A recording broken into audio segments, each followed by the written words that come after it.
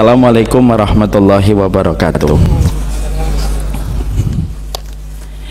Innal hamdalillah wassalatu wassalamu ala Rasulillah wa ala alihi wa sahbihi wa man tabi'ahum bi ihsan ila yaumil qiyamah.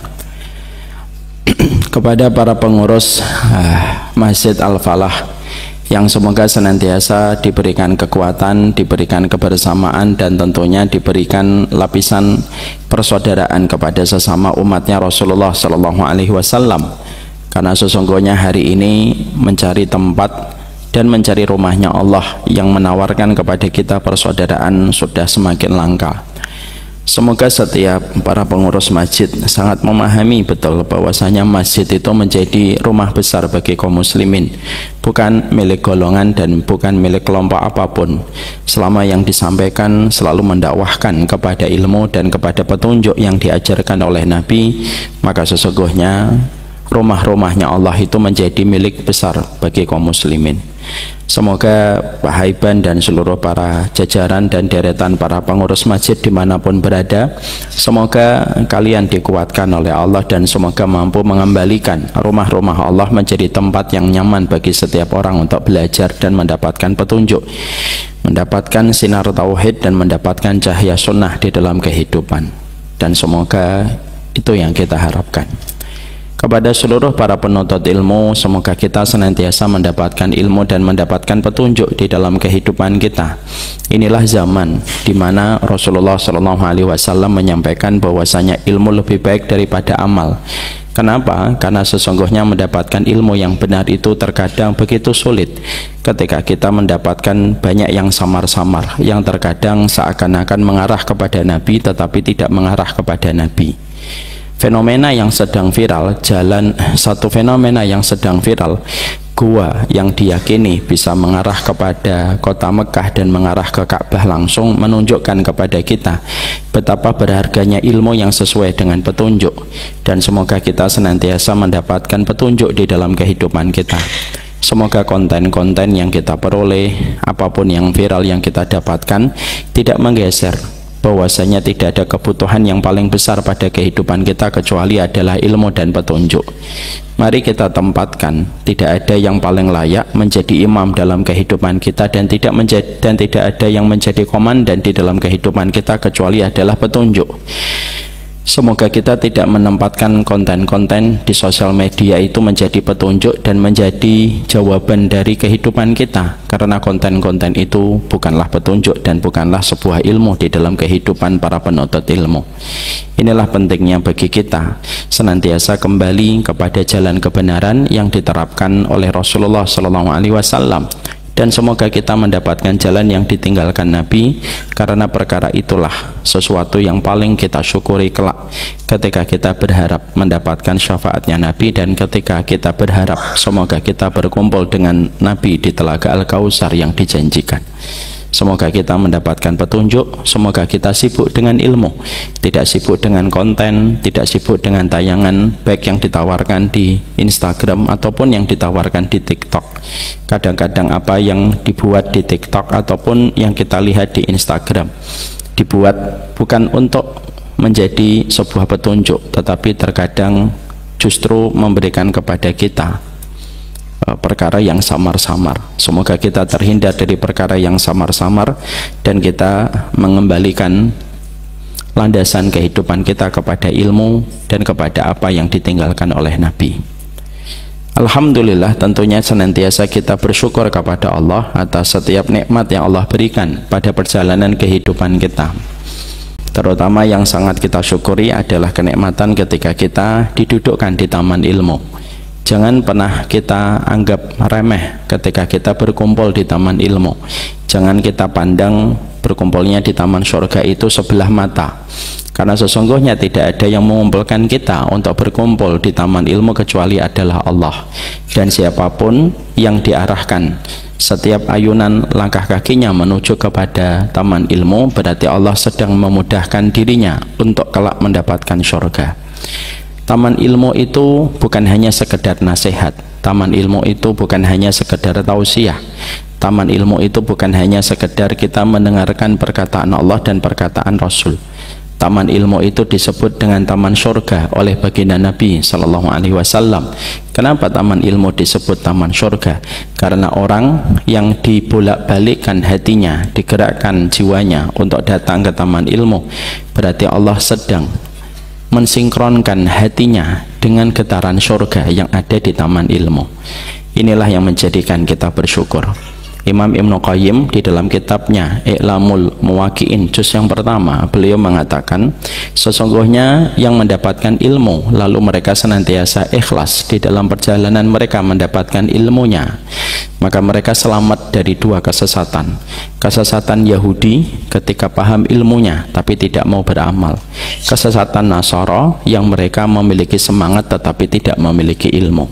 Inilah yang menjadikan kita senantiasa bersyukur. Kalau bukan karena ilmu, kita tidak akan paham bahwasanya riba itu haram. Kalau bukan karena ilmu, kita tidak akan tahu bahwasanya mensolihkan diri kita itu lebih dulu sebelum kita mengharapkan anak kita solih. Kalau bukan karena ilmu, kita tidak akan pernah tahu bahwasanya maksiatnya kita berdampak kepada maksiatnya anak kita. Kalau bukan karena ilmu, kita tidak akan pernah memiliki energi kesabaran menghadapi suami kita dan menghadapi istri kita. Karena sabar pun tidak bisa dibentuk dengan karakter semata, karena kesabaran pun harus dibentuk dengan ilmu. Inilah yang menjadikan kita bersyukur kalau kita terus ditambahkan ilmu pada perjalanan hidup kita, karena tidak ada yang membuat kita duduk di taman ilmu kecuali adalah Allah semata. Yang membuat kita duduk di sini bukan karena bosan di rumah. Yang membuat kita duduk di sini bukan karena tidak ada program yang menarik pada waktu di Rabu malam, tapi membuat kita duduk di sini bersama itu semata-mata karena Allah. Semoga kita paham hikmah apa yang Allah berikan ketika kita diarahkan oleh Allah untuk duduk di taman ilmu. Ada yang hikmahnya supaya dari bodoh menjadi paham, ada yang hikmahnya supaya yang tidak sabar menjadi sabar. Mungkin hikmahnya ada yang mungkin sedang mabuk kebayang dengan dunia lalu diarahkan duduk di taman ilmu supaya dia mulai sadar kehidupan kampung akhiratnya. Hikmahnya macam-macam, tapi apapun hikmahnya, mari kita syukuri. Nikmatnya ilmu adalah sebuah kenikmatan besar, lebih besar daripada kenikmatan duniawi yang dikumpulkan oleh setiap manusia. Ada perkataan bagus dari seorang ulama besar namanya Syekh Utsaimin. Beliau mengatakan at-tasbihatul wahidah khairum minad dunya wa ma fiha. Kalau kamu mengucapkan tasbih sekali saja, hatinya ikhlas, subhanallah, tidak ada yang kamu harapkan kecuali Allah yang kamu agungkan dan kamu sucikan. Kamu mengucapkan tasbih sekali itu lebih baik daripada dunia dan seisinya. Kenapa? Karena sekalinya ucapan tasbih kita yang ikhlas didasari pada ilmu, maka tasbih itu digores oleh malaikat raqib, dan apapun yang digores oleh malaikat raqib tidak ada yang bisa menghapusnya. Tsunami tidak bisa menghapusnya, gempa tidak bisa menghapusnya, banjir tidak bisa menghapusnya, tornado tidak bisa menghapuskannya. Tapi bangunan apapun yang dibangun oleh arsitek, setinggi apapun, sedalam apapun cakar ayamnya menghujam ke bumi, pada dasarnya dunia itu pasti bisa rusak dengan musibah alam. Tapi tidak terjadi pada setiap amal yang kita lakukan. Makanya duduknya kita di taman ilmu, mengucapkan tasbih di waktu zikir kita, dan seluruh ketaatan kita itu pada dasarnya dia lebih kuat daripada besi, dia lebih berenergi daripada nuklir. Karena kalau sudah kita diterima amalnya, walaupun mengucapkan tasbih satu kali, maka sesungguhnya dunia dan seisinya tidak akan bisa untuk menghapuskannya, kecuali kita sendiri yang menghapuskannya dengan amalan-amalan penghapus amal kebaikan. Inilah yang menjadikan kita bersyukur. Semoga kita senantiasa bersyukur di dalam kehidupan kita, yang lapang syukurnya, yang dalam sabarnya, yang luas ridhonya. Dalam hidup itu cuma 3 perkara. Kalau kita lapang syukurnya, dalam sabarnya, dan lapang ridhonya, tidak ada jarak antara kita dengan surga kecuali kematian. Itulah dahsyatnya syukur, sabar, dan ridho. Kalau Rasulullah SAW mengatakan barang siapa yang membaca ayat kursi, tidak ada batasan antara dirinya dengan surga kecuali kematian. Sama, siapapun yang dia dalam sabarnya, lapang syukurnya, luas ridhonya, tidak ada jarak antara dirinya dengan surga kecuali kematian. Semoga kita tebal syukurnya, dalam syukurnya, dan yang pasti semoga kita ridho apapun takdir yang kita peroleh di dalam kehidupan kita. Takdir itu tidak ada yang salah. Yang salah itu kalau kita tidak punya ilmu untuk membaca takdir yang Allah berikan kepada kita dengan satu hikmah yang terbaik. Semoga Allah jadikan kita sabar, syukur, dan selalu ridho. Bapak yang semoga Allah rahmati dan Ibu, kita pada kesempatan hari ini masih melanjutkan perenungan dan tadabbur surat Al-Maidah 83. Rabbana amanna faktubna ma'asyahidin. Ya Allah, sesungguhnya kami beriman dan tetapkanlah kami sebagai orang yang menepati kebenaran sampai kami meninggal dunia.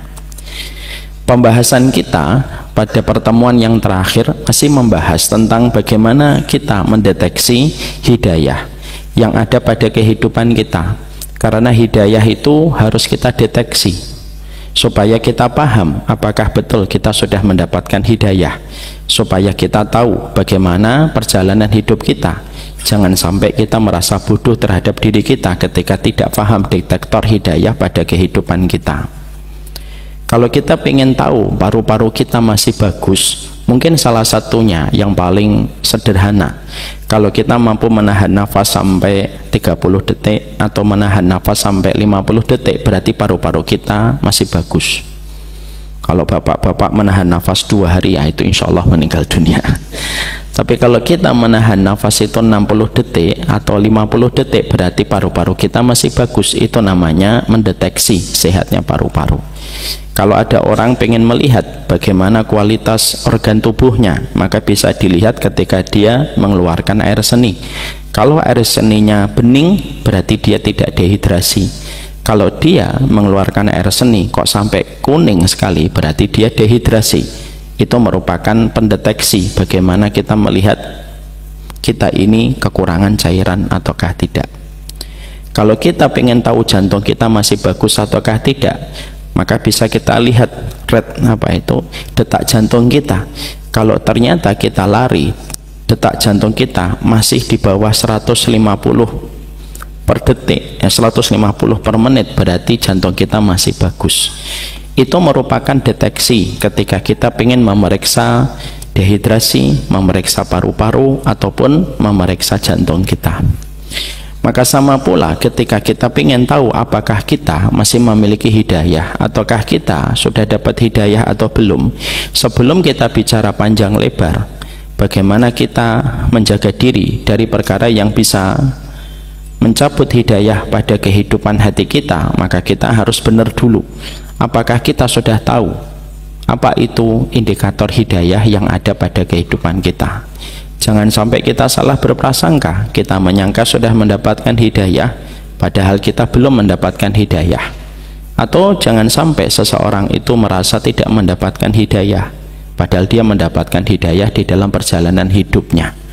Maka itulah yang menjadikan kita harus paham sebesar apa kita melihat hidayah pada diri kita. Jangan sampai kita mudah ketika kita menghakimi orang lain, tetapi kita justru buta dan justru kita rabun terhadap diri kita sendiri. Hasan Al-Basri mengatakan, tanda orang yang baik itu adalah orang yang pandai melihat dirinya, tetapi dia rabun ketika melihat orang lain. Tapi yang terjadi dalam kehidupan nyata sehari-hari, banyak orang yang pandai melihat orang lain, banyak orang yang detail melihat kehidupan orang lain, tapi dia tidak detail melihat kehidupan pribadinya, dan itu merupakan musibah. Oleh karenanya kita harus tahu bagaimana cara kita ketika kita melihat diri kita itu mendapatkan hidayah ataukah tidak. Kemarin kita sudah membahas, setidaknya ada 2 pembahasan yang kita bahas, sehingga ketika nanti kita sudah mendapatkan hidayah, hidayah itu kita pegang, kita gigit dengan gigi geraham kita, dan kita bawa hidayah itu sampai mati. Jangan ditukar dengan apapun, karena menukar hidayah Tidak ada yang rugi kecuali pelakunya. Ada dua tandanya hidayah yang sudah kita bahas. Yang pertama yang sudah kita bahas adalah orang yang mereka itu mendapatkan hidayah, mereka mencintai ilmu, sehingga mereka menyibukkan ilmu dan menyibukkan dengan petunjuk. Mereka tidak mengintertain dirinya berlebihan. Mereka tetap mendapatkan hiburan, tetapi tidak menjadikan hiburan itu merupakan tujuan di dalam kehidupan, karena mereka mencintai ilmu, mereka mencintai petunjuk, dan mereka sangat membenci kebodohan. Dan mereka tidak suka berdebat kalau mereka mendapatkan ilmu. Mereka tidak demonstratif ketika mereka mendapatkan ilmu, tetapi justru setiap mereka mendapatkan ilmu, mereka tambah merasa bodoh. Dan semakin mereka bertambah bodoh, semakin mereka menikmati duduknya mereka pada taman ilmu, dan semakin menikmati setiap dia menambah hafalan terhadap firman-firmannya Allah. Itulah orang-orang yang pertama kali mendapatkan hidayah. Tapi kalau ada seseorang yang hidupnya itu dominan dengan entertain, dominan dengan hiburan setiap waktunya, tidak betah dia duduk di taman ilmu, tidak pernah mau mendekat kepada orang yang sholih, dan tidak pernah berkebutuhan secara langsung untuk menambah referensi pada kehidupan dirinya supaya dia paham dan supaya dia mengerti.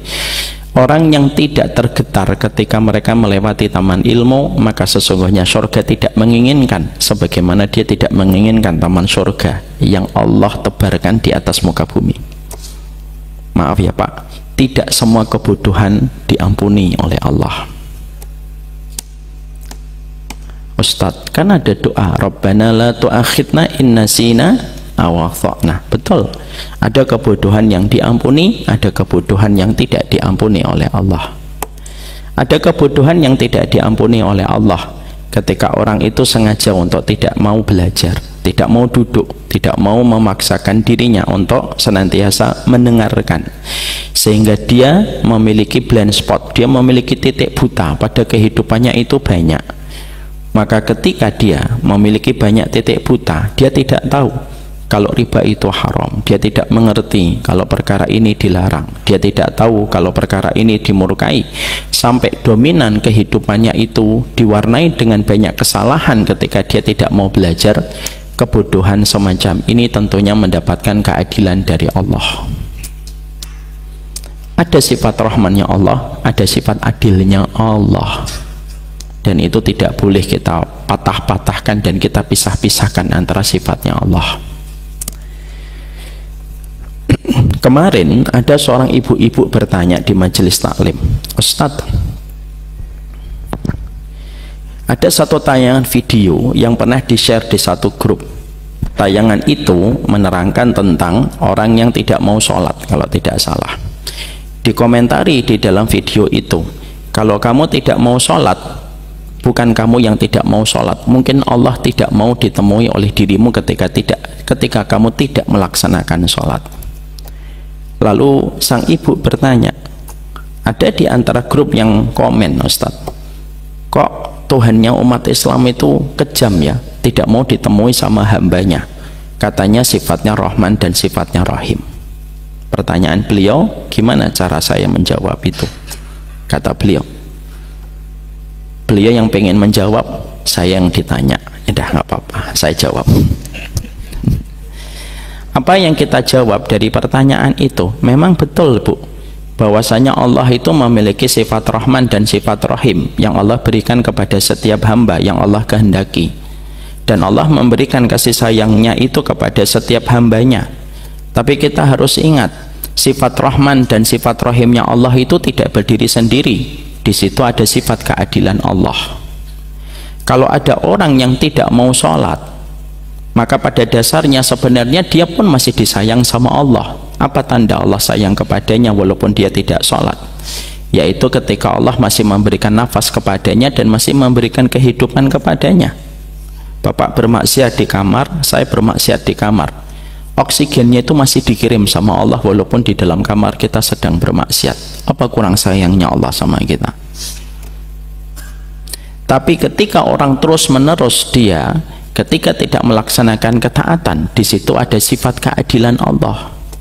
Sifat keadilan Allah itu apa? Allah bedakan antara mereka yang berusaha mendekat kepada Allah dengan mereka yang tidak pernah berusaha mendekat kepada Allah. Kalau orang hanya memahami keadilan Allah tetapi tidak memahami sifat Rahman dan Rahimnya Allah, kita cenderung kaku ketika kita melihat orang yang berdosa, seakan-akan dia menjadi penduduk neraka selama-lamanya. Tapi kalau kita hanya mengandalkan sifat Rahman dan sifat Rahimnya Allah tapi lupa keadilan Allah, terkadang kita menggampangkan dosa dengan beranggapan bahwasanya Allah itu memiliki sifat Rahman dan sifat Rahim. Sifatnya Allah itu sempurna difahami, tidak boleh sepotong-sepotong, dan itu berbahaya. Saya pernah mendapati, Bapak dan Ibu, kisah nyata bagaimana ada seseorang wanita yang ketika beliau hijrah, beliau ditemani oleh seseorang yang seakan-akan menisbatkan dirinya sebagai orang yang paham agama. Karena wanita ini betul-betul ingin untuk bertobat, maka ketika ditemani laki-laki ini yang seakan-akan paham agama, tentunya senang sekali. Tapi justru malah berzina. Maka wanita ini mengatakan bahwasanya ketika dia diajak berzina, pada waktu diajak berzina, dia pun sebenarnya sudah mengingkari perbuatan zinanya dan berkata, loh, saya ini maunya hijrah kok malah diajak zina. Tapi apa perkataan laki-laki itu? Perkataan laki-laki itu justru mengatakan, tidak apa-apa, Allah itu maha Rahman, Allah itu maha pengampun. Dan akhirnya terjadilah zina. Ini merupakan pil pahit kalau kita memahami sebagian dari sifatnya Allah tetapi melupakan sebagian dari sifat Allah yang lain. Apa kaitannya dengan masalah kebodohan, Ustaz? Kita harus paham, ini juga sama. Banyak orang yang mereka beralasan, alah saya bodoh nggak apa-apa, nanti kan Allah mengampuni saya. Ada kebodohan yang diampuni, ada kebodohan yang sulit untuk mendapatkan ampunan dan rahmat kalau dia benar-benar sengaja untuk bodoh. Kenapa Allah tidak gampang mengampuni orang yang bodoh? Maaf ya Pak, kalau setiap orang yang bodoh akan diampuni oleh Allah dengan mudah, keadilan Allah hilang. Kita yang belajar memperbaiki diri, ada yang sedang menghafalkan An-Naba, nggak hafal-hafal Pak, disamakan dengan orang yang tidak pernah mau belajar, sifat keadilan Allah hilang. Ada yang belajar surat Al-Kafirun, ndak ingat-ingat ujungnya. Itulah yang sering saya katakan, Al-Kafirun cita rasa Al-Baqarah. Maka disamakan dengan orang yang tidak pernah mau membaca Al-Quran, sifat keadilan Allah hilang. Kenapa yang belajar Allah tidak samakan dengan orang yang tidak belajar? Itulah sifat keadilan Allah. Dan itulah yang menjadikan kita memahami kalau Allah menginginkan kepada kita satu hidayah, yang mana hidayah ini bisa menunjukkan kita kepada surga, hidayah itu nampak di dalam perjalanan hidup kita. Kita sangat cinta sama ilmu, tidak suka debat, tidak suka merendahkan orang, tidak suka memvonis orang, tidak suka menghakimi orang. Fokus kepada belajarnya, fokus memperbaiki dirinya, fokus membersihkan wadah pada hatinya yang menjadi tempat ilmu yang dia pelajari. Saya sampaikan berulang-ulang ya Pak, dan ini saya tidak bosan sekaligus untuk menasihati diri saya. Proses kita belajar harus diiringi dengan proses kita menjaga bejana hati kita, karena bejana hati kita itu tempatnya ilmu. Kalau kita sering ngisi ilmu tapi bejana hati kita tidak kita bersihkan, ilmu yang kita dapatkan akan tercampur dengan kotoran dan akhirnya tidak banyak memberi manfaat pada kehidupan kita. Bejana itu penting, dan itulah yang menjadikan kita faham, dan sudah sering saya sampaikan berulang-ulang. Itulah kenapa Rasulullah SAW sebelum diturunkan kepadanya Al-Quran pada usia 40 tahun, apa yang Allah lakukan kepada Nabi Muhammad? Dibedah dulu dadanya, dibersihkan hatinya. Kenapa? Karena hati itu bejana. Tempatnya Al-Quran di hati, bejananya. Tempatnya ilmu di bejana. Tempatnya hadis, tempatnya di bejana. Kalau kita tidak menjaga bejana hati, kita akan mudah ilmu kita kotor, dan ketika kotor tidak memberikan manfaat dalam kehidupan kita.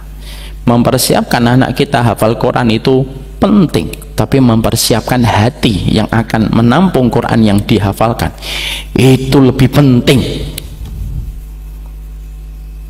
Kenapa? Bapak tidak takut sama hadis aksaru munafiqi hadhil ummah qurra'uha, kebanyakan munafik umatku adalah mereka yang hafal Al-Quran. Ini bukan berarti nanti kita nuduh loh ya Pak ya. Orang yang hafal Quran itu mulianya besar, kita mungkin tidak mampu menandingi. Tapi bagaimanapun orang yang menghafal Quran memiliki pekerjaan paling berat, menjaga akidahnya, menjaga hatinya, menjaga jiwanya. Karena batasan antara keimanan dan kemunafikan bagi penghafal Quran itu tipis. Makanya kalau kita bercita-cita menjadikan anak kita hafal Al-Quran, pastikan bejananya bersih. Jangan bosan untuk mengingatkan anak kita. Kalau anak-anak Bapak berada di rumah-rumah Quran, berada di pondok, berada di kutab, ingatkan anaknya tiap waktu, nak, menghafalnya bukan untuk nilai. Menghafalnya itu supaya kamu lebih simpatik kepada orang lain, lebih empati kepada ibumu, lebih hormat kepada gurumu. Menghafalkan Quran bukan berarti menjadikan kamu tidak memiliki hati yang baik. Itulah bejananya. Kenapa ada orang yang asalnya lembut tapi setelah ngaji menjadi kasar? Bejananya kotor. Bapak pernah mendapati orang yang asalnya tidak ngaji, baik sama bapak, lembut sama bapak, kalau ngomong begitu memperlihatkan attitude yang baik, soft spoken gitu ya ngomongnya. Tapi setelah dia ngaji justru malah kasar, mencibir bapak, setiap bapak ngomong dipotong sama omongan dia. Ada, kita temukan orang semacam itu. Kenapa? Padahal dia sudah ngaji, bejananya kotor. Dan akhirnya semua yang tertampung di bejana hati yang kotor, maka seluruh yang ada di dalam bejana itu menjadi kotor. Bapak punya piring 7 hari tidak dicuci, lalu kita menuangkan soto, sotonya jadi kotor. Bapak menuangkan itu seroto Banyumas. Gimana kabar seroto kita? Bukan depan kita tinggal 1 kali ya Pak Ramadan. Oh dia, aduh. Insya Allah pekan depan kita makan seroto. Masya Allah, Insya Allah. Bapak yang tidak hadir tolong absen mulai sekarang. Insya Allah pekan depan kita makan seroto, Insya Allah. Tadi saya ngomong apa ya kok seroto ya? Kok saya lupa? Oh iya, piring. Makanya ketika kita piringnya kotor Pak, mau dikasih soto akhirnya tidak kemakan, mau dikasih seroto juga tidak akan kemakan, mau dikasih ayam kampung pun juga kita jijik memakannya. Kenapa? Yang salah bukan sotonya, yang salah bukan serotonya, yang salah itu bejananya dan piring yang kotor yang tidak kita bersihkan. Itulah pentingnya kita memahami bahwasanya karakteristik orang yang mendapatkan hidayah yaitu adalah ketika mereka senantiasa mencintai ilmu. Semoga kita mencintai ilmu yang menjadikan kita tidak menikmati debat, tidak menikmati penghakiman dan pemvonisan. Itu kerjaannya ulama Pak. Tidak usah ikut campur pada sesuatu yang tidak kita pahami. Selama dalam koridor Ahlussunnah wal Jamaah kita hormati dan kita berikan respek, walaupun mungkin kita tidak memilih pendapat itu. Yang kedua yang kita sudah pahami adalah orang yang mendapatkan hidayah itu senantiasa selektif di dalam mereka bekerja. Artinya mereka menjadi orang yang penuh kehati-hatian ketika sudah menyikapi dunia. Sebagaimana dunia diibaratkan di dalam surat Al-Kahfi sebagaimana air. Dan ketika kita mendapati ada permukaan lantai, ada airnya, bukankah kita berhati-hati supaya kita tidak terpeleset? Ya. Karena memang air itu gampang menggelincirkan. Saya kemarin pulang dari umrah Pak, karena saking rindunya saya sama anak-anak saya dari pesawat agak sedikit berjalan cepat, akhirnya ada lantai basah saya lewatin, jatuh saya. Artinya bahwasanya di situ kita belajar. Setelah itu saya sadar, oh Masya Allah, benar ya kata Allah. Allah itu menyerupakan dunia itu kayak air karena terkadang begitu mudah menggelincirkan. Maka sesungguhnya disitulah orang yang mereka itu mendapatkan hidayah, dia tetap bekerja, dia tetap maksimal ketika mereka itu bekerja, tetapi mulai selektif di dalam mereka itu memilih pekerjaan. Hatinya lebih sensitif terhadap perkara yang haram, hatinya lebih aware terhadap perkara-perkara yang syubhat, dan akhirnya dia betul-betul berhati-hati kalau sudah berkaitan tentang masalah harta, karena dia paham sumber sunnah itu salah satunya ketika mendapatkan harta yang betul-betul halal. Ini sudah kita bahas panjang lebar. Sekarang kita bahas yang ketiga. Tanda yang ketiga, Pak, orang yang mendapatkan hidayah pada perjalanan hidupnya itu apa yang dirasakan olehnya? Orang itu ketika mendapatkan hidayah pada hatinya, maka sesungguhnya akan muncul di permukaan hatinya itu sifat zuhud di dalam dia menyikapi perjalanan hidupnya. Maaf Pak, zuhud itu bukan berarti compang-camping. Zuhud itu tidak identik dengan kemiskinan. Zuhud itu tidak identik ketika kita tidur di gubuk reot yang ketika hujan deras atapnya terbang dan akhirnya basah. Sesungguhnya zuhud itu tidak identik dengan kemiskinan. Kalau zuhud itu adalah kemiskinan, berarti orang kaya itu berdosa, karena orang kaya dipastikan tidak zuhud. Tapi sesungguhnya zuhud itu bukanlah masalah materi. Zuhud itu bukan penampilan fisik, tetapi zuhud itu amalan hati. Dan orang yang mereka mampu memiliki hati yang zuhud hanya dimiliki sama orang yang mereka itu sudah tercelup hatinya, sudah tersibghah jiwanya dengan sifat zuhud. Sehingga ketika orang sudah mendapatkan hidayah, hatinya tidak lagi menjadi hati materialisme, hatinya tidak lagi menjadi hati kapitalisme, tetapi sesungguhnya kalau orang sudah mendapatkan hidayah, hati materialisme dan hati kapitalisme sudah berganti dengan hati yang zuhud. Dan zuhud itu penampilan hati, amalan hati, bukan penampilan fisik. Jadi jangan lagi kita mengatakan kalau nanti melihat Pak Haiban pakai sarung yang sobek-sobek gitu, wah Masya Allah, Pak Haiban zuhud. Tapi kalau ada orang ketika memakai pakaian bagus lalu kita komen, tidak zuhud sama sekali. Jangan begitu, karena bukan begitu arti dan definisi dari zuhud. Makanya akhirnya zuhud itu akhirnya dari tiga, Pak. Orang yang mereka itu sudah mendapatkan hidayah, bisa jadi dia kaya, bisa jadi dia miskin, karena si kaya dan si miskin itu hanyalah status. Dan di antara mereka yang paling utama itu siapapun yang paling bertakwa di antara keduanya. Ada yang kaya lebih bertakwa, maka dia lebih utama. Ada pula si miskin, dia lebih bertakwa, bisa jadi dia lebih utama. Inna akramakum indallahi atqakum. Allah tidak mengatakan yang paling mulia yang paling fakir. Allah tidak mengatakan yang paling mulia yang paling miskin. Tidak. Allah mengatakan yang paling mulia itu yang paling bertakwa. Bisa jadi dia kaya, dia bertakwa. Mana yang lebih baik, komisaris ataupun OB? Ya tergantung Pak, siapa yang paling bertakwa. Kalau yang komisaris lebih bertakwa, dia lebih utama. Kalau yang OB dia bertakwa, dia yang paling utama. Itulah indahnya Islam.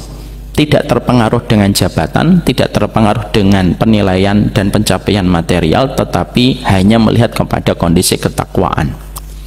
Sekarang mari kita lihat, kalau orang betul-betul zuhud yang menjadi tanda orang itu mendapatkan hidayah, kondisi zuhud itu tidak terpenuhi kecuali dengan tiga konsep atau tiga definisi. Ini berdasarkan rujukan kepada pendapatnya Ibnu Rajab dan Imam Ibnu Qayyim yang dirangkum di dalam kitab Tazkiyatun Nufus oleh para ulama salaf. Gimana itu hati yang zuhud itu, Ustaz? Hati yang zuhud itu yang pertama, dia lebih yakin kepada apa yang Allah katakan lebih besar daripada apa yang dikatakan oleh manusia. Ini yang pertama, Pak. Jadi kalau orang sudah mendapatkan hidayah, keyakinan dia kepada Allah itu jauh lebih besar daripada keyakinan dia kepada perkataan manusia di sekelilingnya. Walaupun manusia mengatakan apapun, walaupun manusia menyampaikan yang viral apapun, itu orang yang sudah zuhud. Terapannya, contohnya konkret dalam kehidupan itu gimana? Kalau ada orang ketika dia ingin membeli mobil, dan ketika dia membeli mobil itu, maka ada dua pilihan yang ada pada hidupnya. Dia pakai riba atau dia harus nabung. Kalau pakai riba langsung cepat, kalau nabung dia tidak tahu kapan bisa membeli mobil itu. Maka dia lebih yakin kepada apa yang halal, lalu tidak tertarik kepada yang riba. Orang berkata, istrinya berkata, suaminya berkata, anaknya ngomong, tetangganya ngomong, abangnya ngomong, adiknya ngomong, bodoh kamu itu, beli mobil sudah tahu gaji kamu cuma segitu, kok nunggu tabungan, sampai kapan kamu beli mobil? Tapi orang itu tetap tersenyum dan berkata, kalau mobil itu milik saya pasti datang dengan cara yang Allah tetapkan. Itu zuhud. Apa? Yakin sama apa yang Allah janjikan. Ya. Ada orang ketika dia melihat ada satu tanah wakaf jauh dari peradaban, tapi jauh dari keramaian, dia melihat tanah wakaf itu, lalu orang berkata kepadanya, gimana kamu bisa membangun pondok di tempat seterpencil ini? Siapa yang mau datang? Dia melihat tempatnya dan berkata, insya Allah Allah akan membantu saya. Itu orang yang zuhud.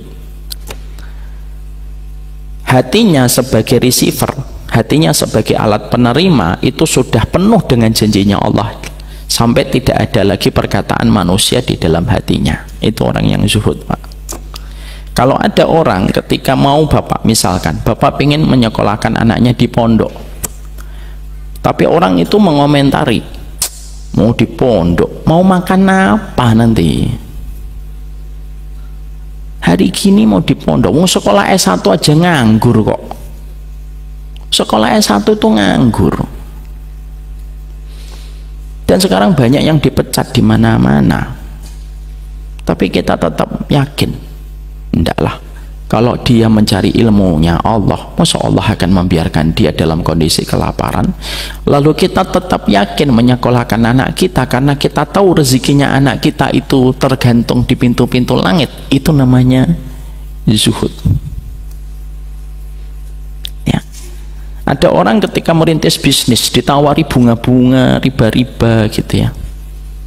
Ya, ditawari dari pihak-pihak peminjaman dengan riba, minjem ini nanti dapatnya ini. Tapi kita berkata pada saat itu, enggak, saya merintis bisnis ini karena saya hambanya Allah. Kata hambanya Allah itu lebih didahulukan daripada apa yang dia ingin capai ketika membangun bisnis.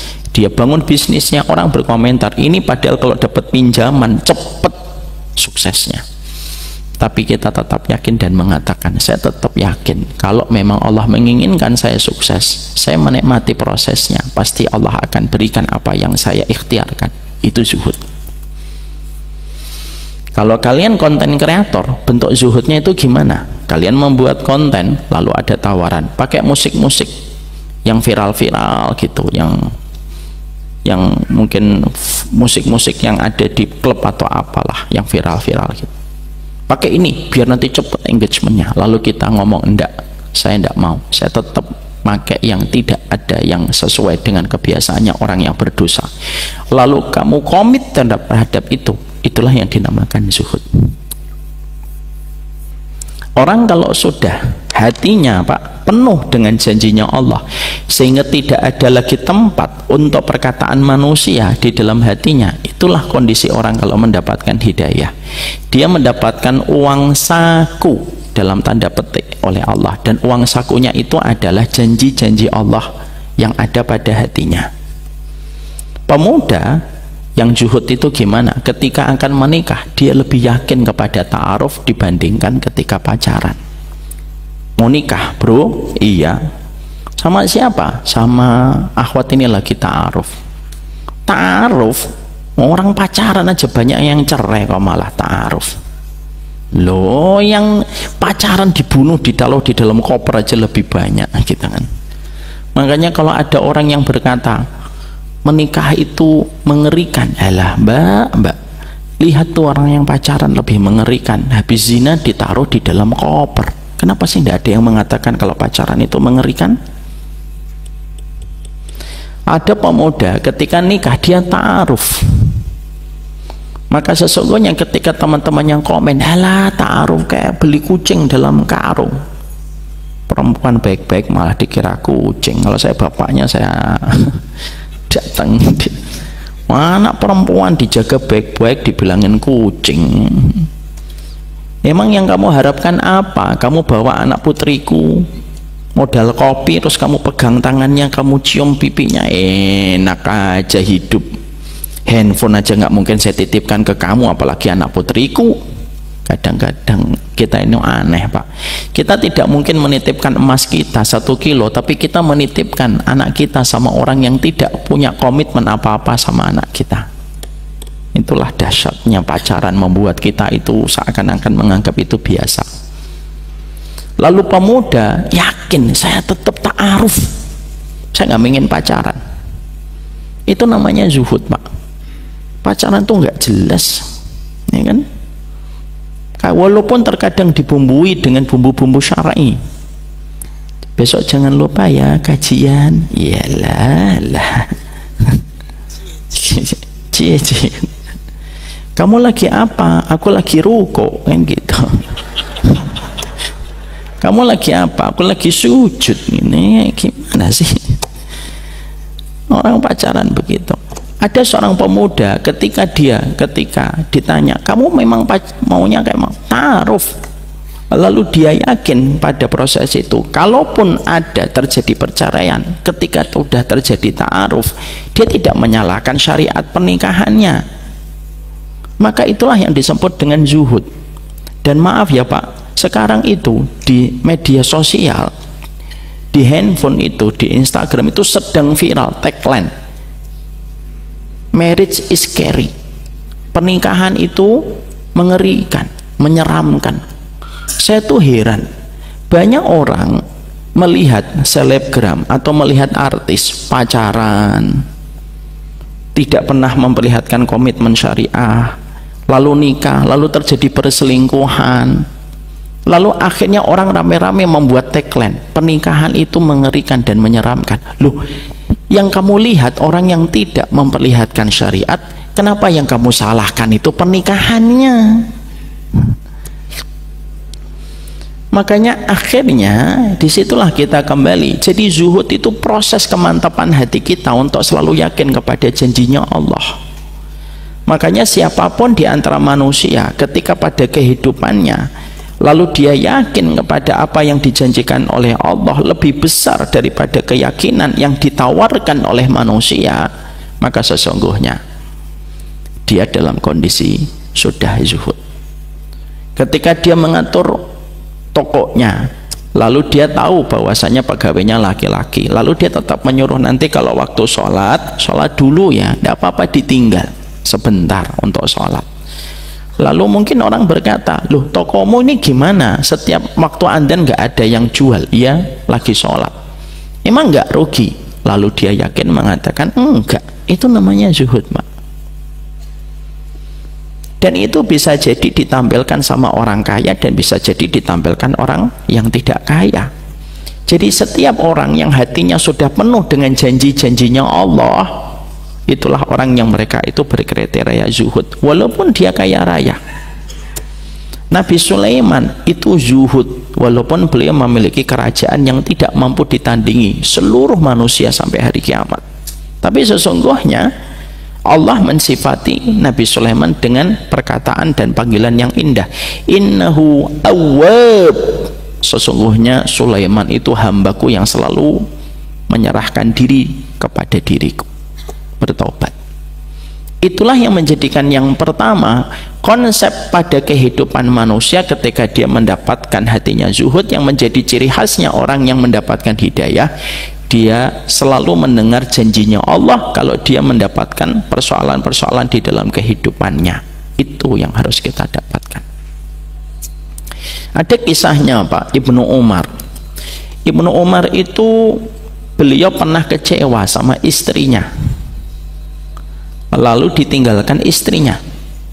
Ketika beliau meninggalkan istrinya dalam kondisi gondok Pak, marahnya itu memenuhi hatinya, ya wajar, Bagaimanapun setiap manusia pasti pernah merasakan konflik di dalam rumah tangga. Maka beliau datang ke Masjid Nabawi, dan ketika datang ke Masjid Nabawi, tiba-tiba beliau mendengar seseorang membaca surat An-Nisa 19. Tolong dibaca Pak Haiban, mari kita baca sebentar. Dibuka ininya saja, Google aja, An-Nisa 19. Iya.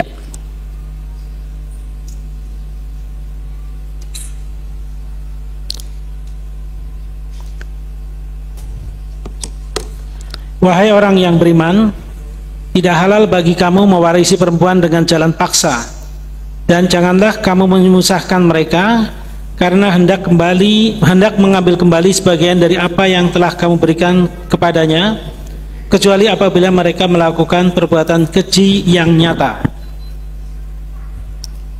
Ya, teruskan. Belum selesai itu, Pak. Satu ayatnya kan? Belum selesai. Wa ashiruhunna bil ma'ruf.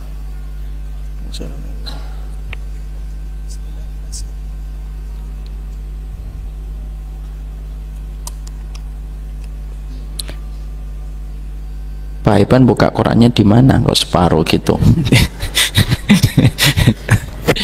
Tapi kita yakin sama Pak Iban, zuhud itu namanya. Salah handphonenya. Iya, salah handphonenya. Ganti Pak, habis ini Pak. Insyaallah.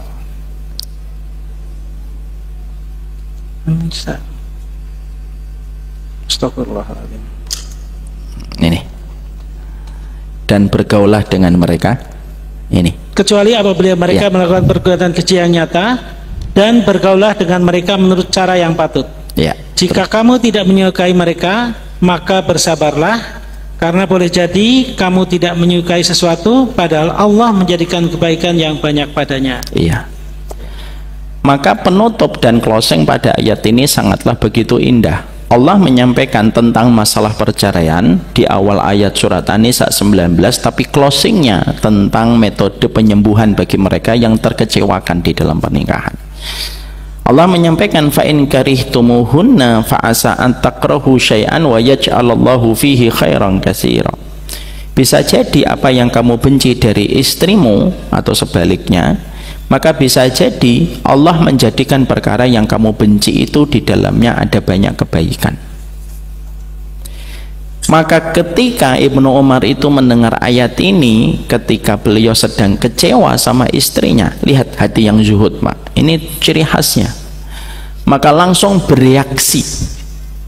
Jadi orang yang beriman itu mereka langsung punya reaksi, Pak, jujur kalau sudah dibacakan ayat, padahal ayat ini dibaca secara tidak sengaja, qadarullah. Maka beliau lalu akhirnya berkata, ayat ini sudah aku hafalkan beberapa tahun lalu, tapi seakan-akan ayat ini baru aku dengarkan kembali, bahwasanya ayat ini seakan-akan turun kepadaku ketika aku sedang kecewa sama istriku. Ketika beliau sedang kecewa, seakan-akan ketika ada orang yang membaca surat An-Nisa dari awal sampai melewati surat ke-9, sampai melewati ayat yang ke-19, maka saat itu seakan-akan Ibnu Umar itu berkata, iya, saya disuruh oleh Allah untuk bersabar terhadap kekurangannya, dan bisa jadi ada kebaikan yang Allah berikan kepadaku. Yakinnya Ibnu Umar kepada ayat itu menjadikan beliau pulang dan memaafkan dan meminta maaf kepada istrinya, dan kondisinya berjalan kembali pada keluarganya. Dan apa yang kita dapatkan, beliau setelah beberapa tahun mendapatkan putranya menjadi ulama besar. Dan salah satu yang disampaikan oleh Ibnu Umar, salah satunya, mungkin karena kesabaranku ketika mengimani apa yang Allah firmankan pada surat An-Nisa ayat 19, itu namanya zuhud. Jadi kondisi manusia yang mereka senantiasa yakin kepada Allah dalam setiap persoalan dalam kehidupan, itulah hati yang zuhud, Mak. Bisa jadi bapak pakai Mercedes, hatinya zuhud, tapi bisa jadi ada yang pakai ontel tapi belum tentu zuhud. Bisa jadi kita pakai jet pribadi, kelihatannya mustahil lah, Pak. Bisa jadi kita pakai mobil bagus tapi hatinya zuhud. Jadi zuhud itu bukan penampilan fisik, zuhud itu penampilan hati. Ketika hati manusia yang sudah mendapatkan hidayah, ketika zuhud, hatinya penuh dengan kabar-kabar Allah, sehingga tidak ada lagi tempat untuk perkataan manusia di dalam melemahkan dirinya. Itu yang harus paham. Bapak dulu Pak ngajarin saya. Bapak dulu, kalau boleh saya cerita dikit aja, maaf, semoga ini jadi tambahan kebaikan untuk beliau. Saya itu dari keluarga yang rata-rata berpendidikan di universitas negeri. Sepupu-sepupu saya Pak, kalau Bapak ketemu sepupu saya itu IPB, ITB. Bapak saya dulu yang mengantarkan itu keponakan-keponakannya ketika masuk ke universitas, yang mengantarkan ke Bogor, yang mengantarkan ke Bandung, yang mengantarkan ke Undip, itu bapak saya. Bapak saya punya 2 anak, kedua kakak saya cerebral palsy. Jelas dong tidak bisa bekerja dalam tanda petik, karena mereka kayak anak kecil dan tidak sempurna dalam tanda petik. Tapi ketika bapak itu pada tahun 90 Pak, beda dengan 2024 hari ini, pondok itu sudah mulai populer dan mendapatkan penerimaan. Tahun 90 itu pondok itu masih stigmanya negatif. Anakmu nakal, pondok jawabannya, kan gitu. Makanya banyak anak pondok itu seakan-akan kayak dibuang. Tapi bapak saya tahun 90 itu sudah ngomong kepada saya, padahal saat itu nem saya tinggi Pak, maaf ya, bukan sombong ya, moga Allah jaga saya dari sombong. Nem saya tinggi Pak, dan saya pengen masuk sekolah negeri. Tapi bapak saya ngomong, udah nak di pondok Pak, saya pengen masuk sekolah SMA negeri 1, karena teman-teman saya mengidolakan SMA negeri 1. Bukan, maaf loh ya kalau ada di antara bapak yang SMA negeri 1, saya bukan apa-apa, ini contoh aja. Tapi bapak saya tidak mengizinkan. Lalu saya ngomongkan yang lain masuk universitas Pak, maksud nanti saya masuk pondok. Bapak saya ngomong, sudah nak masuk pondok biar lega kehidupanmu dengan akhirat dulu, baru nanti dapat dunia. 90 Pak perkataan itu disampaikan. Saya itu tidak tahu artinya perkataan beliau, sampai akhirnya saya masuk pondok saya Pak. Ya Allah Pak, pondok saya itu Masya Allah, pondok masih sederhana sekali dulu, yang mana pondoknya itu masjidnya aja belum ada pintu, belum ada jendela saat itu. Coba bayangkan Pak, kalau sholat malam listriknya tidak hidup, karena listrik itu hanya hidup dari jam 5 sampai jam 9, setelah itu mati karena pakai diesel. Kalau sholat malam banyak yang ketika sujud tidak bangun-bangun Pak, terlelap dalam tidurnya, mata airnya sering mati Pak. Kalau makan tempe kami itu disebut dengan tempe silet, saking tipisnya tempe dan melukai tenggorokan kita. Bapak jangan senyum, Bapak berarti bergembira di atas penderitaan saya. Itu pondok saya. Loh, pondok saya itu kemarin saya cerita di masjid mana gitu, saya tuh pernah Pak sahur Pak, sahur puasa Senin Kamis itu kalau di pondok diwajibkan untuk santri. Saya tuh pernah sahur Pak. Loh, qadarullah itu cuma lauknya apa? Lauknya cuma sayur bening Pak, yang tidak sama sekali hangat, padahal jam 4 subuh. Saya nanya sama kepala dapur, Pak ini dingin Pak. Iya, kompornya mati. Udah kayak gitu mau ngapain? Mau kita demo? Nggak bisa lah. Ya sudah, saya ambil itu sama teman-teman saya pada gini-gini. Ya sudah, ada kerupuk 1, kerupuknya pun nggak boleh ngambil 2. Udah kerupuknya kecil nggak boleh ngambil 2. Semoga Allah rahmati para ustadz yang betul-betul mengajarkan kami sederhana. Kerupuk itu saya taruh, tiba-tiba saya pengen kencing Pak, saya ke kamar mandi, balik kerupuknya tuh mengkeret tinggal segini. Coba, itu pondok saya Pak. Saya itu ketika pertama kali Bapak datang jenguk saya luapkan semuanya. Pak, ini tuh pondoknya masih pondok rintisan, tuh lihat kelasnya nggak ada pintunya Pak, cuma ruang tidur gini. Bapak saya cuma ngomong sabar. Saya akhirnya baru ngerti keyakinan Bapak di tahun 96. Bapak 96 sudah lahir belum? Ya Allah, kayak tua aja saya. Saya 96 tuh masuk pondok. Keyakinan Bapak tahun 96 ketika beliau tetap mengarahkan saya masuk pondok, disitulah saya baru tahu ketika membaca kitab Tazkiyatun Nufus, itulah disebut dengan zuhud, yakin sama kabarnya Allah lebih daripada yang dikatakan manusia. Bude-bude saya itu ngomong sama bapak, Ruk, bapak saya namanya Faruk, kamu yakin kalau anak kamu dipondokkan gitu? Yakin gitu? Minta itu dipondokkan gitu? Iya gitu. Dan harga keyakinan itu selalu ada janji manisnya bagi mereka yang meyakini. Saya tidak pernah kekurangan dunia Pak sampai hari ini. Memang sih saya belum punya jet pribadi, tapi saya nggak kepengen gitu. Dan tidak punya uang juga. Makanya orang yang bahagia itu orang yang tidak punya uang tapi tidak punya keinginan. Nah itu bahagia insya Allah. Ya enggak? Makanya akhirnya kita itu enak Pak menerjemahkan kehidupan. Itulah yang dinamakan zuhud. Ya, karena sudah adzan Pak, mari kita laksanakan sholat. Sholat tepat waktu itu tanda orang mendapatkan hidayah. Barakallahu fikum. Nanti kita lanjutkan sebentar saja ketika habis isya. Karena tanda orang yang mendapatkan hidayah itu hangat sama keluarga. Dan kita harus pulangnya tidak boleh malam-malam.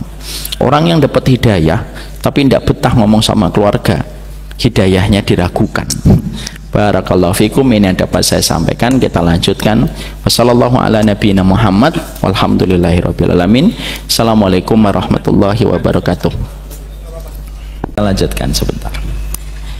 Setelah kita memahami bahwasanya karakteristik orang yang mereka itu mendapatkan hidayah terletak pada sifat hatinya yang senantiasa zuhud, maka kita akhirnya betul-betul belajar bahwasanya keyakinan yang ada pada hati manusia terhadap apa yang Allah kabarkan jauh lebih yakin kepada apa yang Allah kabarkan daripada perkataan manusia. Apapun yang berkomentar kepada dirinya maka itulah ciri khasnya, dan itu merupakan karakteristik dari mereka yang telah dipilih hatinya untuk mendapatkan hidayah. Hal-hal semacam ini tentunya tidak gampang Pak, dan kita bangun sepanjang kehidupan kita dan menjadikan kita akhirnya paham menjadi mukmin itu sebenarnya sederhana.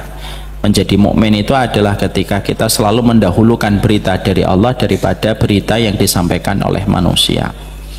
Nah inilah yang menjadikan kita memahami. Jadi kalau ada orang sudah yakin kepada apa yang dikabarkan oleh Allah, maka itulah orang-orang yang mereka itu zuhud, walaupun mereka tidak nampak pada penampilan fisik mereka.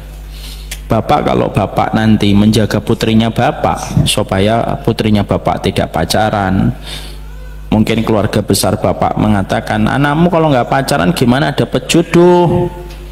Lalu bapak tetap yakin dan mengatakan kepada keluarganya, jodoh itu tidak dekat dengan pacaran dan jodoh itu tidak jauh gara-gara tidak pacaran. Itulah ciri khasnya seorang bapak yang sudah selesai dengan keraguan menuju kepada keyakinan. Tauhid itu sederhana. Tauhid itu memiliki definisi yang banyak, tapi salah satu definisi dari tauhid itu dari ragu menuju kepada keyakinan. Makanya salah satu syarat dalam tauhid itu apa? Syarat tauhid itu ada 7. Salah satu syaratnya itu apa? Al-yakin, yaitu adalah keyakinan al-munafi lisyakki, yaitu keyakinan yang menjadikan kita tidak pernah ragu kepada Allah. Berita yang kita dapatkan dari Allah lalu kita yakin sepenuh hati tanpa keraguan, itulah diantara konsep hati yang zuhud dan sudah selesai dengan tauhidnya. Dan itulah perkara yang harus selalu kita bangun. Zuhud itu tidak penampilan fisik, zuhud itu tidak penampilan baju, zuhud itu tidak masalah rumah Pak. Zuhud itu adalah bagaimana hatinya orang tersebut sudah penuh dengan janjinya Allah, sehingga tidak ada lagi perkataan manusia yang mengganggunya dan meresahkan dirinya. Kadang-kadang kita itu khawatir dengan taklikot, kadang-kadang kita khawatir dengan komentar, lalu akhirnya kita ragu kepada apa yang Allah katakan, sehingga kita meninggalkan berita yang ada di sisi Allah dan lebih mengedepankan apa yang menjadi berita di sisi kebanyakan manusia. Ya, maka itu bukan sifat zuhud.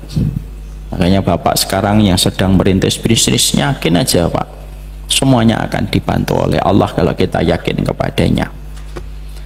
Yang kedua, kata Ibnu Rajab Al-Hambali, untuk menunjukkan bahwasanya kita adalah orang yang zuhud, yaitu adalah orang yang paling lapang hatinya ketika menyikapi setiap musibah yang terjadi pada hidupnya.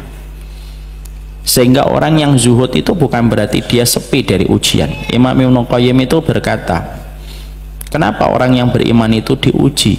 Supaya kita merasakan arti khusyuknya mata kita ketika meneteskan air mata berharap kepada Allah.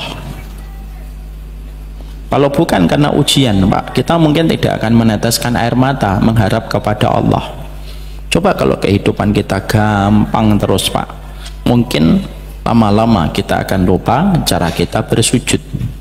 Allah jadikan suami kita terkadang tidak sesuai ekspektasi kita supaya kita tidak terlalu mencintainya dan tetap berharap bahwasanya Allah yang akan menolong perjuangan kita bersama keluarga kita. Kalau ibu mendapatkan suaminya itu terlalu sempurna, malah ibu nanti mencintai suaminya melebihi Allah, dan itu akan menjadi sebuah kegagalan kita di dalam menghambakan diri kepada Allah. Ujian itu harus ada supaya kita mampu meneteskan air mata berharap kepada Allah. Bukankah rintihan manusia kalau sedang diuji lalu meneteskan air mata dia berharap kepada Allah? Bukankah itu air mata yang paling eksklusif dan merupakan air mata yang paling limited edition, sehingga Allah haramkan api neraka karena tetesan air mata yang kita merasakan khusyuk sampai kita meneteskan air mata kita. Makanya orang yang zuhud itu sikapnya kalau mendapatkan musibah, maka sesungguhnya musibah itu menjadikan dia tidak pernah keluar dari keridhaan. Makanya Imam Ibnu Qayyim mengatakan, inna fil jannati manzilatun la tunalu illa bisabri wasyukri waridha bil qada. Sesungguhnya di surga itu ada kedudukan yang tidak bisa didapatkan derajat kedudukan itu kecuali ketika kamu lapang hatinya, yang kecuali kamu itu luas syukurnya, dalam sabarnya, dan begitu lapang di dalam ridhonya. Dan salah satu orang yang mereka itu zuhud itu apa? Mereka sudah tidak lagi memasukkan dunia ke dalam hatinya, sehingga mereka tidak lagi kecewa karena dunia. Dan kalaupun musibah datang pada kehidupan mereka, ini yang paling susah, Pak. Kalau musibah datang kepadanya, tidak pernah dia ternoda hatinya dengan ketidakridhaan. Hatinya selalu ridho apapun yang Allah berikan kepadanya,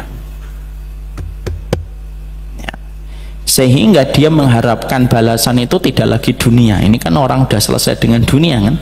Coba Bapak nanti baca, kalau ada yang punya kitab Tazkiyatun Nufus, 3 ulama, Ibnu Rajab, Imam Ibnu Qayyim, sama Imam Al-Ghazali, di situ diterangkan orang yang zuhud itu tidak lagi dunia berada pada hatinya, dia keluarkan dunia, sehingga kalau dapat musibah ya nggak mengharapkan dunia lagi, mengharapkannya sudah balasan di akhirat.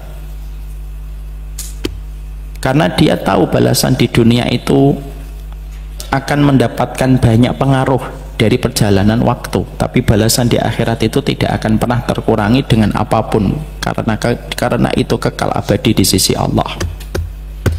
Sehingga ketika orang zuhud itu, bisa jadi ada orang kaya kehilangan 1 miliar, itu dia tidak sedih, itu zuhud dia, Pak. Dia keluarkan dunia dari hatinya. Ketika dia mendapatkan musibah, tiba-tiba stafnya nelpon, bang, iya omset kita 1 miliar hilang. Ya enggak apa-apa, dunia. Orang yang sudah sedamai itu ketika menyikapi dunia, walaupun dia kehilangan 1 miliar, maka sesungguhnya dia merupakan orang yang telah mendapatkan cahaya zuhud itu menerangi hatinya.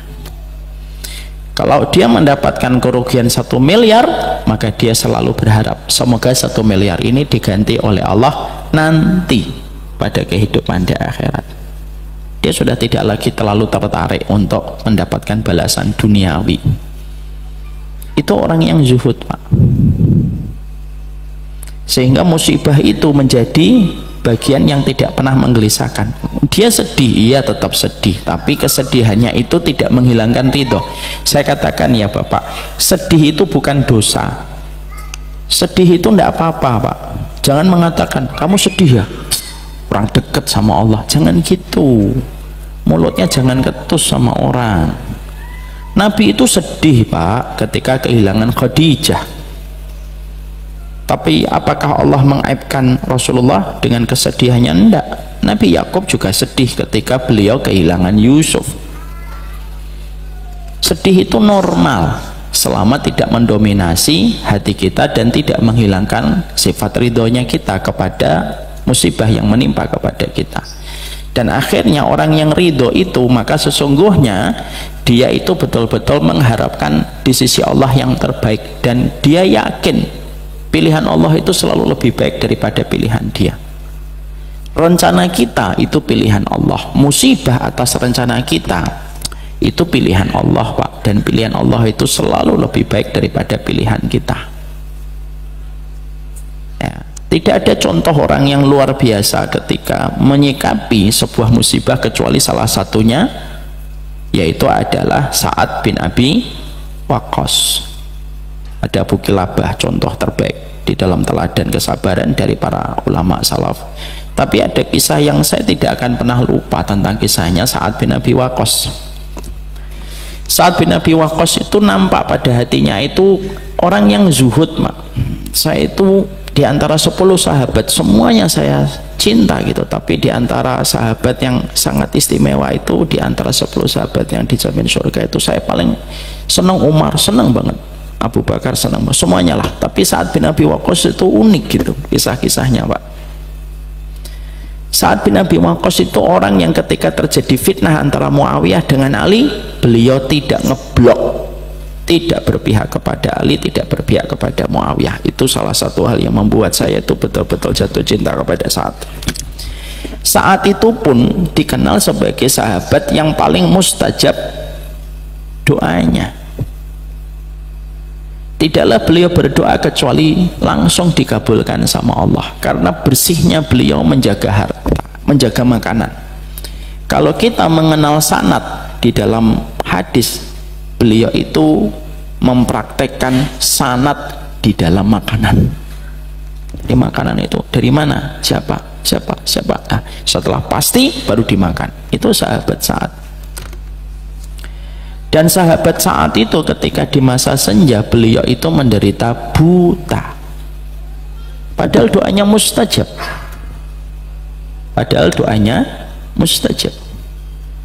Dan tidak pernah ada satu kejadian doanya Sa'ad ditolak, tidak pernah, Pak. Ketika beliau difitnah sama Usamah bin Qatadah, didoakan, doanya semuanya terkabul untuk Usamah bin Qatadah. Ketika beliau didolimi, ketika beliau pernah mendapati ada orang mencela Ali, beliau berdoa, mencela Ali jatuh dari kudanya sebelum beliau menurunkan tangannya. Itu Sa'ad bin Abi Waqqas. Tapi dahsyatnya beliau, yang kita semoga diikhtiarkan untuk mampu meneladani beliau, bukan dengan slogan dan pengakuan, tapi dengan tindakan nyata. Ngikutin para sahabat itu tidak usah demonstratif berlebihan, cukup ngomong sekali 2 kali lah kita itu ngikutin sunnah, tidak usah demonstratif. Maka Sa'ad bin Abi Waqqas itu ketika beliau dalam kondisi tua, beliau buta, dan beliau punya kekuatan doa yang dahsyat, yang luar biasa. Tapi sama sekali Sa'ad bin Abi Waqqas tidak pernah memohon kepada Allah supaya disembuhkan matanya. Lalu beliau itu membiarkan matanya buta sampai beliau meninggal dunia. Sampai ada salah satu keluarganya mengatakan, kenapa kamu tidak berdoa? Karena aku tidak mau doaku mengubah pilihan takdir yang pertama yang Allah berikan kepadaku, karena pilihan takdir Allah itu selalu yang terbaik. Kalau aku berdoa nanti takdirnya berubah, dan pilihan yang pertama selalu lebih baik daripada pilihan yang kedua. Insya Allah. Itu namanya orang yang ketika dapat musibah mengharapkan pahala akhiratnya hanya untuk akhirat dan tidak kepingin untuk mengharapkan pahala dunia. Itu susahnya luar biasa. Semoga yang bicara diberikan kekuatan untuk mengamalkannya. Kekuatan zuhud itu nampak sebagaimana seorang wanita yang dikatakan Nabi ini wanita penduduk surga, kena penyakit ayan, datang kepada Nabi dan berkata, doakan saya ya Rasulullah Lalu Nabi mengatakan, in syi'ti da'uti ayashfiyaki wa in syi'ti tasbiri falakil jannah fima makna. Ada perempuan datang kepada Nabi, saya terkena penyakit ayan, doakan saya supaya sembuh dari penyakit ayan saya. Nabi berkata, kalau kamu mau aku doakan kamu sembuh, tapi kalau kamu mau sabar, kamu akan mendapatkan surga atas penyakit ayanmu kalau kamu sabar. Wanita itu lalu memilih, ya kalau begitu ya Rasulullah, saya sabar dengan penyakit ayan saya. Ini orang yang memiliki ciri khasnya zuhud, Mak. Musibah, dia dapat musibah ayan, tapi hatinya itu terbang kepada kehidupan akhirat untuk menjadi pengganti ketidaknyamanan yang dia peroleh pada kehidupan di dunia. Itu namanya orang yang zuhud. Sehingga semuanya itu sudah menjadi investasi yang terus dia inginkan supaya menjadi pahala-pahala akhirat. Dan itu pula yang menjadikan kita paham kan, Abdurrahman bin Auf. Sampai Abdurrahman bin Auf itu pun kalau beliau mendapatkan kurma yang sangat enak dan lezat, kan saya sudah pernah ngomong di sini sering. Seorang Abdurrahman bin Auf itu kalau dapat kurma saja dia sedih itu kadang, karena beliau ingat kepada kurma yang dimakan Nabi. Dan yang kedua,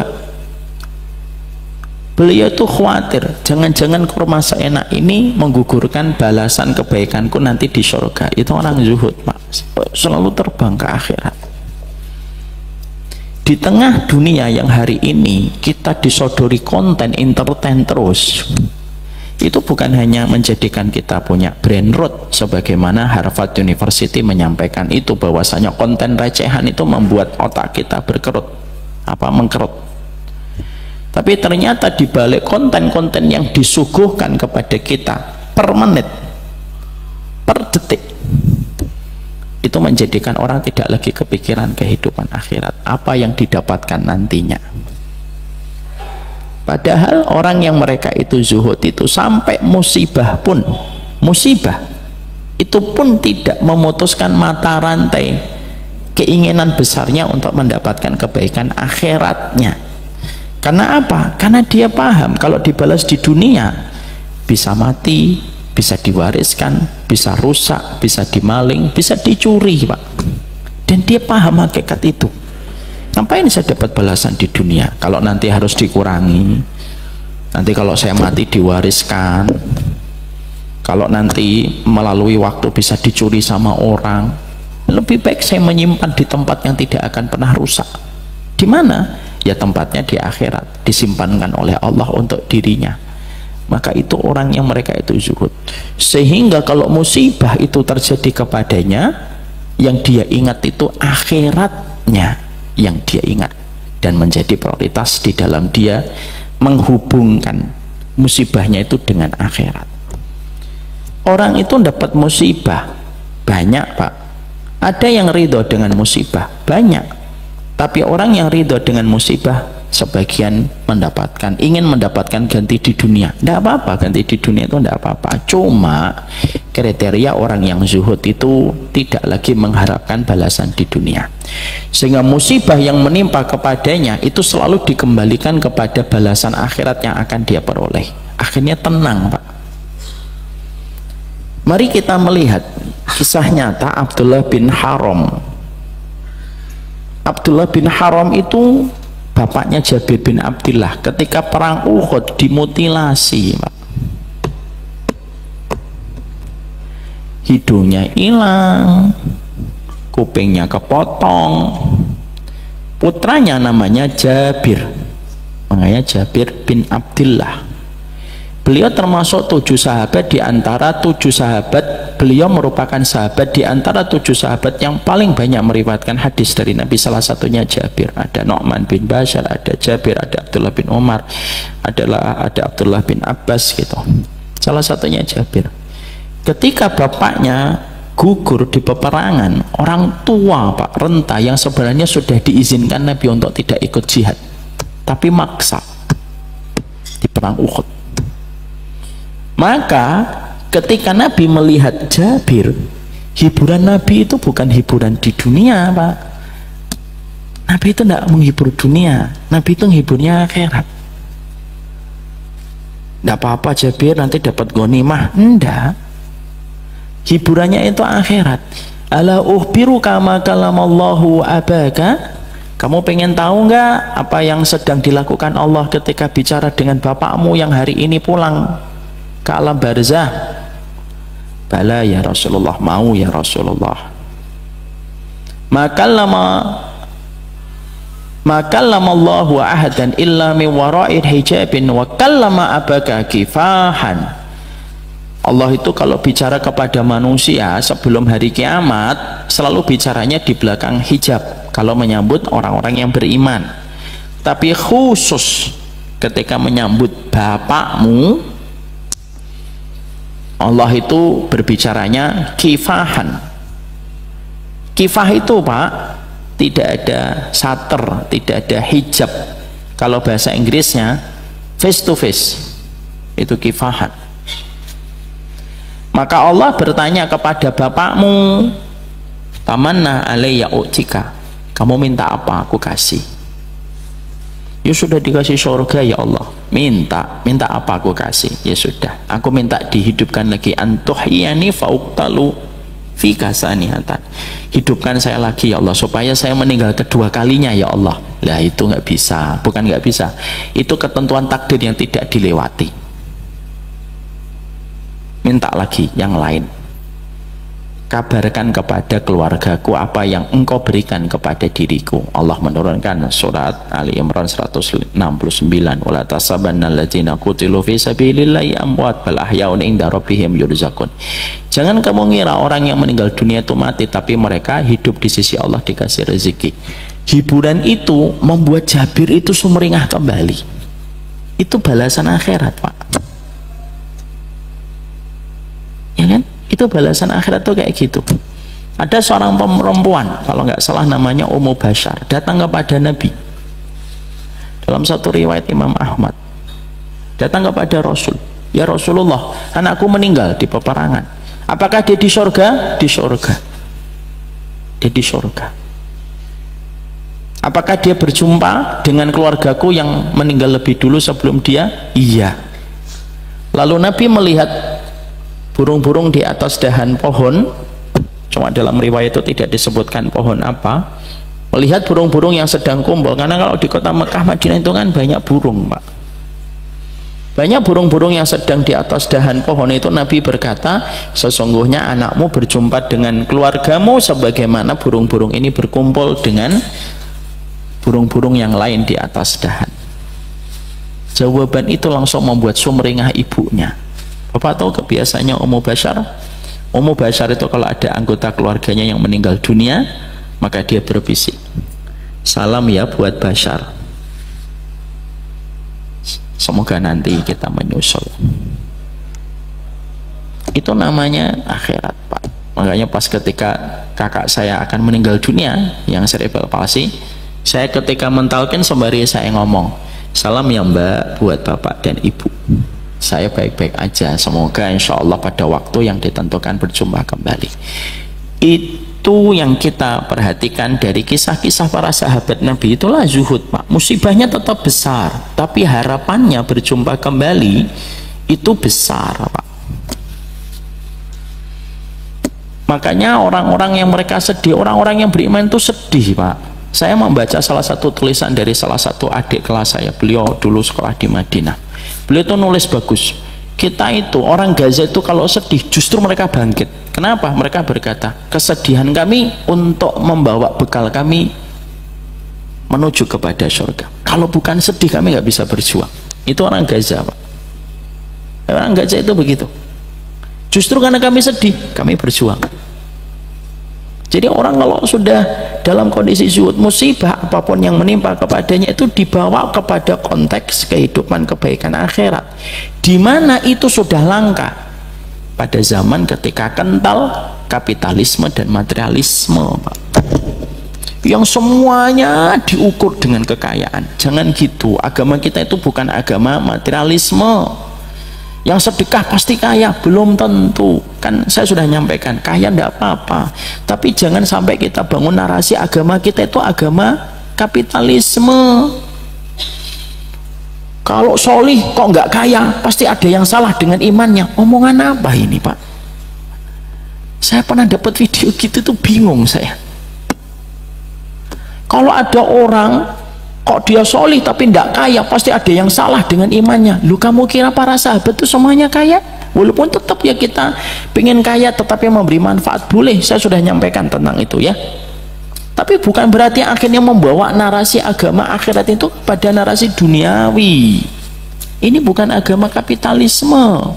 Ini agama yang membangun babak yang kedua, babak akhirat yang kita tuju. Kalau semuanya dibawa kepada konteks kekayaan semuanya, Pak, yang tersisa di akhiratnya terus apa di pikiran kita? Kalau sedekah harus kaya, tahajud nanti kaya, duha harus kaya lah. Terus yang tersisa akhiratnya tuh ya opo? Kan tidak boleh kayak gitu. Boleh kaya, utama kaya kalau niatnya mulia, tapi bukan berarti semuanya harus dibawa dan diseret kepada narasi kekayaan. Menghadirkan kembali tentang akhirat ini, itu ciri khasnya orang yang zuhud dalam setiap menghadapi musibah. Kayak Ubay bin Ka'ab. Coba Pak, Bapak berani nggak doa kayak Ubay bin Ka'ab? Ubay bin Ka'ab itu mendengar Nabi bersabda, la tasubul humma fa innal humma yukafirus sayyi'at. Jangan celah penyakit demam itu menggugurkan dosa. Lo Ubay bin Ka'ab doa, ya Allah kasih aku demam ya Allah. Loh, akhirnya dikasih demam sama Allah setiap sore. Coba Pak, setiap sore sampai meninggal dunia. Kenapa beliau meminta itu? Bapak nggak usah nyontoh ya, imannya beda. Maka sesungguhnya ketika seorang Ubay bin Ka'ab berdoa dengan semacam itu, akhirnya Allah berikan. Kenapa? Mengharapkan kebaikan akhirat. Sampai saya membaca sebuah tulisan Pak di kitab, Bapak nggak akan percaya, tapi saya baca di kitab. Sampai dulu para ulama dulu itu, sampai mereka itu kalau nikah kadang-kadang mereka lebih menerima istri yang akhlaknya buruk supaya mereka mendapatkan pahala yang besar ketika meninggal dunia. Berani nggak Pak? Nggak berani, insya Allah. Coba Pak, ini akhlak buruk Pak, kayak apa dunia? Lu sampai para ulama salaf, nanti saya lupa nyatet kitabnya itu, ingetin saya pekan depan, saya ambilkan nasnya Pak. Sampai para ulama salaf itu berdoa, ya Allah kalau memang engkau ingin memberikan kepadaku kesabaran, tidak apa-apa kami terima dengan istri yang akhlaknya buruk supaya kami bisa masuk surga. Coba Pak, aduh susah Pak, ngomong sunnah itu tidak gampang. Jadi jangan gampang-gampang ngomong deh, karena nyontoh para salaf itu tidak gampang, bukan isapan jempol. Jangan ngomong wah kita lah penggenggam bara api. Bara apinya mana? Wong masjidnya pakai AC. Bara api. Orang Palestina baru cocok ngomong itu. Kita mah belum sampai ke taraf situ. Jangan suka mengatakan kita lah pemegang bara api. Makanya Padang pakai kikil, coba mobilnya pakai AC. Enggak lah, jangan buru-buru mentazkiyah diri kita. Maka inilah yang menjadikan kita paham. Yang kedua, orang yang mereka itu sudah zuhud, kata para ulama, nanti dicek di dalam kitab Tazkiyatun Nufus, orang yang mereka kalau mendapatkan gelombang musibah, mereka itu ingat akhiratnya. Maka itulah yang sangat indah yang dikatakan oleh Imam Ibnu Qayyim, kalau bukan karena cobaan Pak, kita tidak akan pernah meneteskan air mata. Coba Pak, apa Bapak tidak tergetar dengan tulisannya Imam Ibnu Qayyim? Sebagus itu Pak, seindah itu seorang ulama Tazkiyatun Nufus menerangkan kepada kita, kalau bukan karena cobaan, laulal masaib, kalau bukan karena musibah, kita itu nggak bisa nangis. Cuma karena ada musibah kita nangis. Ibu-ibu kalau mendapatkan suami yang tidak sesuai ekspektasi, itu supaya ibu nangis. Dan saya ingatkan untuk kita semuanya, di balik seorang istri yang sedang kecewa memikirkan suaminya, ada suami yang sedang kecewa memikirkan istrinya. Jangan merasa paling berkorban. Bisa jadi istri kita ngomong, Masya Allah Ustadz, suami saya, suaminya lagi curhat sama Ustadz lain, Masya Allah Ustadz, istri saya gitu. Karena semuanya itu menjadi versi terbaiknya diri kita masing-masing gitu. Yang menjadikan kita jauh itu kan setan, Pak. Yang menjadikan kita lupa dengan kebaikan itu setan. Makanya kata Imam Syaukani ketika Allah menyampaikan wala tansawul fadla bainakum. Kenapa Allah kasih nasihat di dalam surat Al-Baqarah di dalam pernikahan? Jangan lupakan kebaikan. Karena setan itu menjadikan kita suka dengan kebaikan pasangan kita. Kembali ke tadi, itu yang menjadikan kita paham. Yang kedua, salah satu sifat zuhud yang nampak itu adalah orang itu sudah selesai dengan dunianya, ketika dapat musibah tidak ada keinginan mendapatkan balasan duniawi kecuali balasannya itu akhirat, yang menjadi sebuah keinginan terbesar di dalam hidupnya. Kalau sudah ada hamba akhirat, gimana bisa menang, Pak? Orang Yahudi itu gimana bisa menang, Pak? Mereka berperang dengan orang yang mencintai kesedihan untuk membangun akhiratnya. Bangsa Yahudi itu Israel, gimana bisa menang, Pak? Mereka menghadapi satu bangsa yang mencintai kematian sebagaimana mereka mencintai kehidupan. Gimana bisa menang, Pak? Dia bisa menang, Pak. Yakin saya. Dan itu yang menjadikan kita memahami. Itulah zuhud, Pak. Makanya zuhud itu kekuatan hidup. Makanya zuhud itu sampai Rasulullah itu mengatakan orang yang zuhud itu dicintai Allah. Karena orang yang zuhud itu sudah mengeluarkan dunia dari hatinya sehingga tenang. Kalaupun ada satu masalah, dia akan melihat ini masalah duniawi atau akhirat. Kalau duniawi, ya sudah. Ya sudahlah, dunia. Mobilnya sedang berhenti di lampu merah, tiba-tiba dari belakang jebol. Ternyata yang nabrak tukang ojek, Pak, yang betul-betul nggak punya apa-apa gitu. Terus ngeliatin mobilnya, ya Allah, penyok. Udahlah, dunia. Itu kayak gitu. Ngomong, alah, dunia. Nah, itu susahnya luar biasa, Pak. Dan itulah kenapa kita harus ngaji, supaya kita ringan ketika mendapati musibah. Dan ketika musibah itu duniawi, kita berkata, alah, cuma duniawi, sudah. Dan itu hal yang paling daging dalam pembahasan zuhud. Bapak kalau membaca tentang pembahasan zuhud para ulama salaf itu, Bapak bergetar pasti hatinya. Dan itulah yang hilang dalam kehidupan hari ini ketika hidup pada zaman kapitalisme dan materialisme. Itu yang kedua. Kriteria zuhud yang ketiga itu apa? Sudah 8:30 lebih, Pak. Ciri khasnya laki-laki yang mendapatkan hidayah itu selalu pulang tidak terlalu malam. Mari kita berikhtiar, semoga kita menjadi laki-laki yang mendapatkan hidayah. Saya ngelihat Pak Haiban sedang mengatur kalimat demi kalimat untuk dia.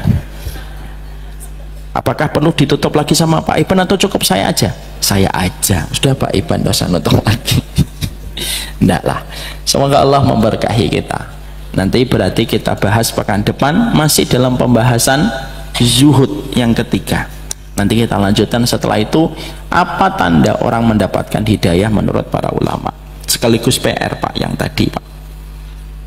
Di kitab mana yang menerangkan bahwasanya para ulama itu sampai meminta supaya mereka itu dikasih istri yang buruk akhlaknya.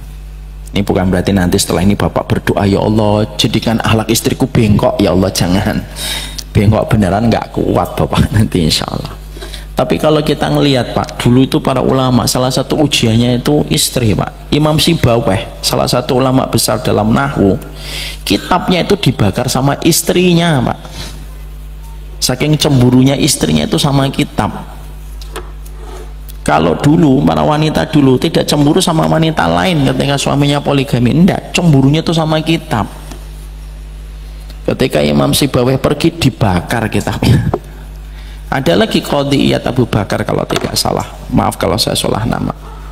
Ada seorang ulama pinjem kitab dari temennya, Pak. Temennya itu ngomong, ini kitab sangat berharga, jangan sampai rusak ya. Iya ya. Pulang, Pak, semalaman suntuk dibaca sama beliau kitabnya. Istrinya sebel, Pak. Jadi Bapak kalau nanti istrinya membuat Bapak kesel, selama tidak membakar kitab Bapak itu masih mending.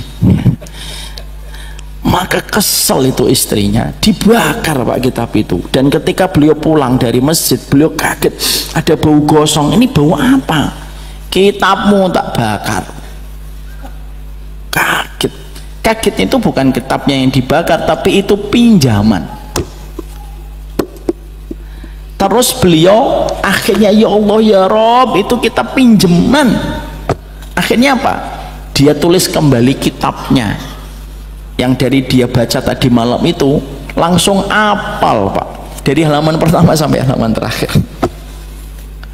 Dan tidak ada yang salah dalam hafalannya Pak, sampai halaman terakhir benar. Lalu ngomong sama pemilik kitabnya, kitabmu dibakar sama istriku, tapi ini aku ganti, aku sudah apal semua kitab yang aku pinjam darimu, aku tulis kembali. Masya Allah Pak. Dan ketika dicek, gak ada yang salah Pak. Kita Pak, Masya Allah, ngapalin doa mending dicatat Pak, di pintu aja ketinggalan. Itulah bedanya kita Pak, tidak apa-apa. Mari kita belajar bahwasanya semoga kita dapat kebaikan. Wassallallahu ala nabiyina Muhammad. Semoga Allah berkahi kita, semoga setiap petunjuk yang kita amalkan, setiap sunnah yang kita ikuti tidak menjadikan kita sombong dan gampang untuk merendahkan orang lain. Ini yang dapat saya sampaikan, saya serahkan kembali. Ada pantunnya Pak Aiban? Buatan wonten. Ya, ada. Beliau lagi mikir seroto pengadepan, jadi akhirnya pantunnya hilang. Barakallahu fik. Kita doakan Pak Aiban itu panjang umur dalam kebaikan, panjang umur dalam taat. Begini-begini beliau sudah punya cucu satu, insya Allah. Sudah punya cucu satu kan Pak ya, insya Allah. Padahal wajahnya masih kayak kelihatan 50 ya, tapi beliau sudah 63 insya Allah ya. Walaupun kelihatan 64 ya, tapi beliau disehatkan oleh Allah Subhanahu wa taala. Barakallahu fikum. Ini yang dapat kita sampaikan, semoga